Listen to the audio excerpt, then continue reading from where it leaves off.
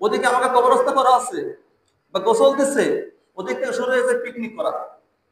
Picnic শুরু হয়ে গেছে মনে হচ্ছে। লোক মারা গেছে, তারা তারা আনন্দ জ্বালায়, বাড়ি বাড়ি বাড়ি বাড়ি চাওয়াল আছে। গ্রাম অঞ্চলের কথা বলতেছি, যারা ধনী বলবে নিজেরাই করে। মনে হচ্ছে পিকনিকের বাড়ি শুরু হয়ে গেছে, পরিবেশ শুরু হয়ে গেছে।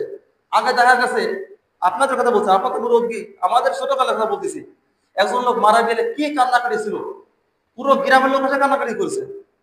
ছোটবেলা আমরা দেখেছি, আপনারা আরো আরো বেশি দেখেছেন। কিন্তু এখন এই কয়েক বছর দেখতেছি, লোক মারা গেলে এক মাস যদি তার মেয়ে থাকে, তাও যদি দূরে বিবাহ দিয়ে থাকে, ওই মেয়ে আসলে হাউমার কান্দে ওঠে। বেশি বেশি তার স্ত্রী কাঁদলো বা ছেলে সন্তানের ছেলেরা থাকে, চোখের পানি বাইরে হয় 2-4 বা 10 মিনিট, এরপর সব স্বাভাবিক। এদিক থেকে আমার কবরে এখন হতে পারে জাহান্নামের আগুন শুরু হয়ে যাবে। আমার কবর হতে পারে এখনই জাহান্নামের দিক থেকে গর্ত শুরু হয়ে যাবে। আমার কবরে এত এখন শুরু হয়ে যাবে আয়নাঘর। কিন্তু এদিক থেকে তারা পিকনিক করে ব্যস্ত, খাওয়া দাওয়া নিয়ে ব্যস্ত।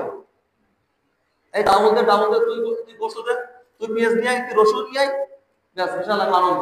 ওদিক থেকে বাড়ি কেউ তো বলে আসে, আজকে দুপুরে এই রান্না করি না, কেন আজকে ওদের বাড়ি খাওয়া নেই, দুপুরে ওদের বাড়ি খাবেন না, দাওয়াত করেছে আগের থেকে।